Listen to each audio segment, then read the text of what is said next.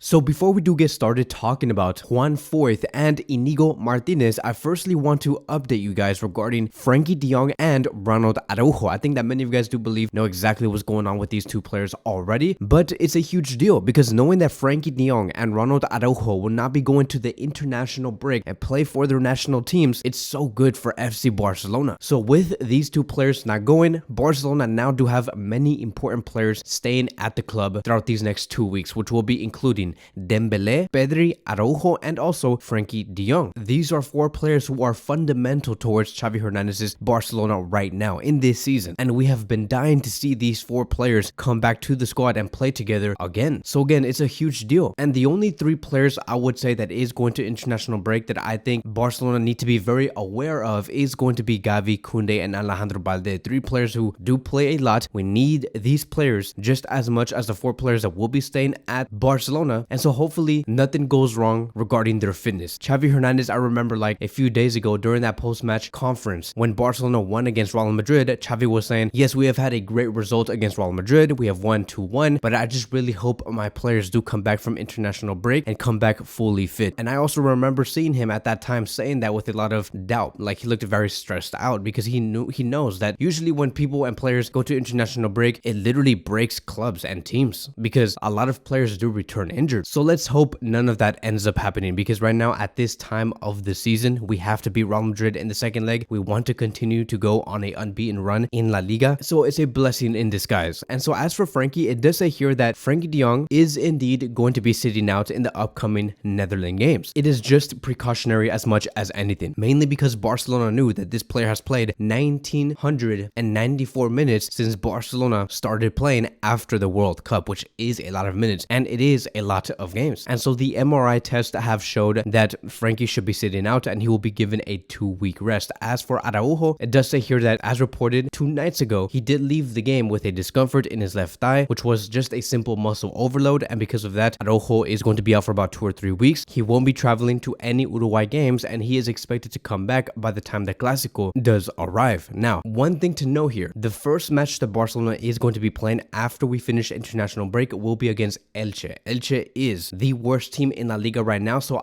you and me know deep down inside that maybe Araujo and Barcelona made an agreement and they said, look, we know that your injury is not that serious, so let's just save you until the Clásico and just have you very refreshed by the time the Clásico does take place. Because again, we have enough material, we have enough great players to beat Elche, who is again the worst team in La Liga. We can play Eric Garcia or maybe even Marcos Alonso in those positions wherever Araujo was going to be playing, and so you can see the intentions behind the decisions that Xavi Hernandez and the rest of the staff have made. So just because you hear that Araujo is going to be skipping one game for FC Barcelona, he's going to be out for about 2 or 3 weeks, it really just means that he's out for maybe 8 to 7 days or maybe even 9 days, worst case scenario, and that's about it. It's just them taking precautionary measures just like Frenkie de Jong. So now let's talk about Inigo Martínez and Foyth, and let's start with Inigo Martínez because it says here, according to Gebert Romero, Inigo Martínez and Barcelona have reached an agreement to come on a free this summer. The deal will be done if the club has the necessary fair play. Now, with this signing, this is again not going to be having no effect with Jules Koundé, Ronald Araujo, or Christensen. I already told you guys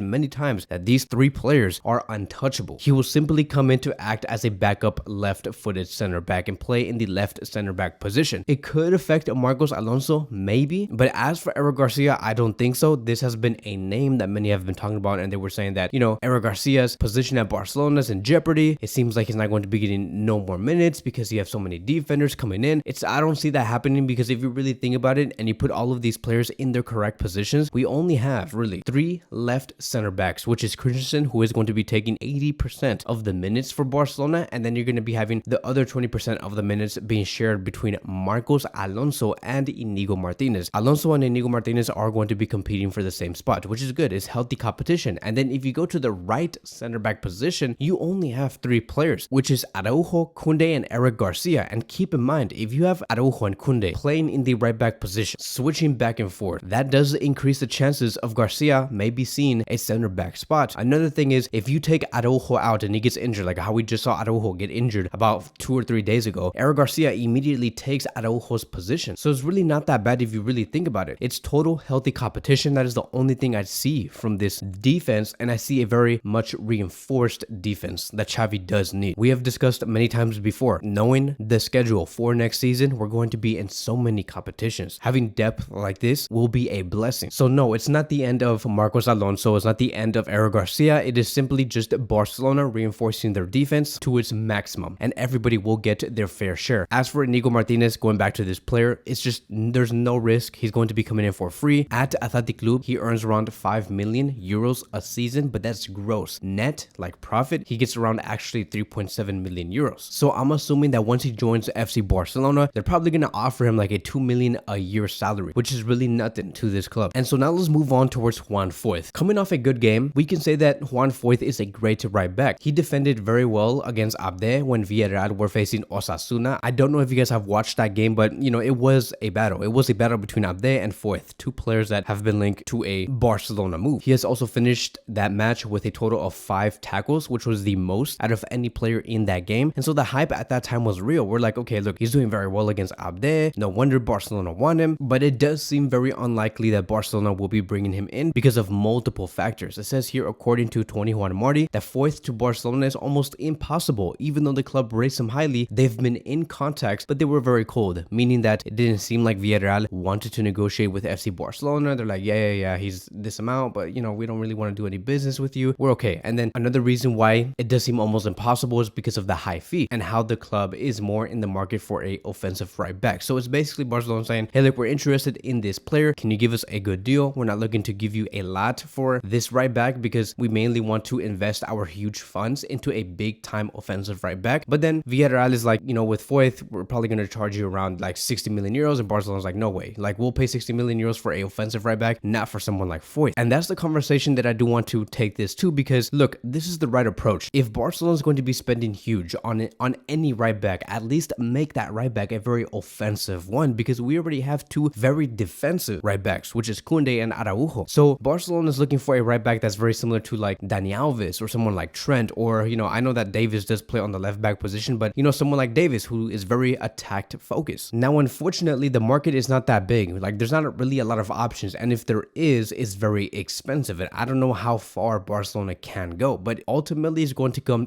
to me, like, it's going to come down to these 3 players. I know that there's a lot more, like you're going to be telling me about Hakimi or Azpilicueta or Mazraoui. Like, I know that there's a lot of like other right backs that you guys may try to talk about, but it's going to come down to 3 players for me, in my opinion, which is going to be Cancelo, Pavard, or Inigo Martínez. Now, it's very difficult, like I've said, because Inigo Martínez is a player that has some sort of agreement with Atletico Madrid. I was very confused at that time. Like, I was trying to ask, like, why would this player want to go to Atletico Madrid when he knows that a right back player is very much needed at Barcelona? And this player did come from Barcelona. Barcelona have built this player to who he is today. So I don't know, maybe his mind could change, but I would welcome his signing because he is a great attacking right back. As for Pavard, I think that Pavard has a lot of experience. He does score goals. I think he has around 6 goals so far this season, and so I think that he will be a great audition. Now, another very difficult factor, just like with Inigo Martínez, Pavard is someone who has said, I want to play as a center back. I don't want to play as a right back. And so who knows? If Barcelona can persuade this player and say, hey, look, I can make you the best right back in the world, what do you say? Just trust Xavi and join FC Barcelona. So, you know, it's very difficult. And then with Cancelo, I think that his price tag is just the biggest factor. He is, I think, the most ideal one, because if you look at the stats here, we can see that Cancelo, attacking wise, is just much better. His stats overcome what Pavard brings in the attack, even with key passing. Cancelo is simply just better. Look how much green there is with Cancelo compared to Pavard and Inigo Martínez. The only thing that Pavard is better at in terms of comparing him to Cancelo is the defense. But going back to that conversation, what is Barcelona looking for? And that is a very attacked focused right back, and that player could be Cancelo. Keep in mind, Cancelo can also play in both positions, in the fullback positions. He can play as a left back and also a right back. Like, what if next season Alejandro Balde gets injured? We can place Cancelo there with Koundé in the right back position, and then having Araujo and Christensen as a center back duo. So like, to me, it's worth it.